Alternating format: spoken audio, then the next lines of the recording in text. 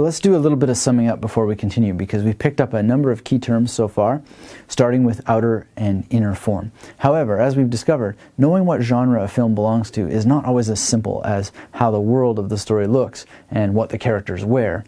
A film like The Searchers, for example, has all the trappings of a Western, but when we look at its inner form, we find that there's a strong balance of these tensions we've been talking about: reason versus passion, innocence versus experience, and body versus the soul. And these story characteristics can be thought of as a way of perhaps transcending a story above the genre, or it can just make that story a prime example of just how good a movie in the genre can be. But the key point, however, with The Searchers is that it's not about horses or guns or bows and arrows. It's using the tools of that genre to tell a specific story about people that's flavored by the nature of the world that they live in that particular period of American history. Not saying that it has some specific historical accuracy, but it's certainly drawing upon the notion of history. And those historical periods are not used merely because there is some reality to them, but also because they're so heavily romanticized throughout Western genre movies. But we could transplant so much of that story into science fiction. So I gave you the opportunity to think of making Minority Report as a Western, but you could just as easily think about how to transplant the story of The Searchers into a science fiction story. Now, the reason for doing exercises like that is to think about the puzzle of genre. Would the same story work in the sci-fi genre or any of its subgenres? And the answer has to do with how well that you would understand, or the filmmakers that do this would understand, what audiences respond to, as well as a mastery of bringing out and balancing these tensions so that we can identify with them. So it's really exciting to think about The Searchers taking place in a futuristic setting, or Minority Report in the form of a Western. So by all means, do adapt these, and I'd love to see what you do with them. But by patterning the details, either very closely or by using some of the broader strokes, you get to think very, very deeply about how story works and how these outer form and inner form elements work together.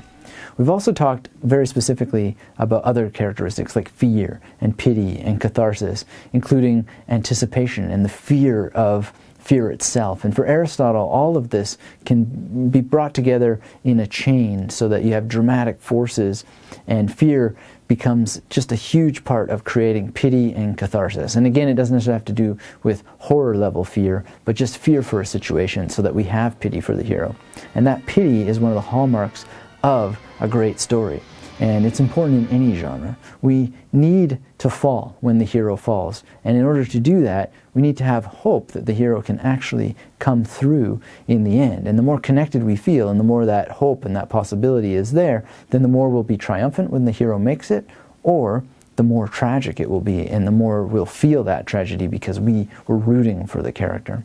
Now, there are a number of conditions that best produce pity. So, for example, the hero should be fundamentally good, not deserve the terrible things that happen to him or her, and the hero should be active rather than passive. So we don't want passive citizens of Thebes who say, oh no, don't look too deep into this.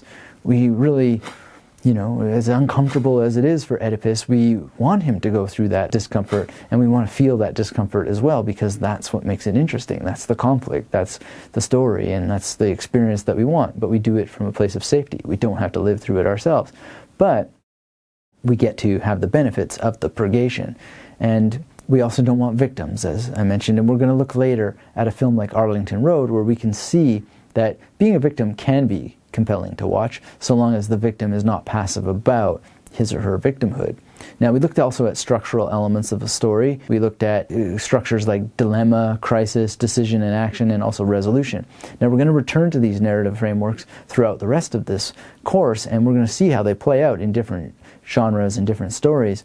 But for now, I want to turn to story structure, and we're going to look at plot and different kinds of plots. And knowledge about story types is very useful because we can see relationships between stories across genres, and at the same time we can gain insight into what kinds of stories may be more appropriate to particular genres. And we're also going to come to enjoy the movies a lot more that we watch because we'll have a means of seeing story patterns. It's like knowing more about wine or knowing more about painting. It deepens our familiarity with the mechanics, and that deepens our appreciation of the art of narrative. And so let's get into that in the next section.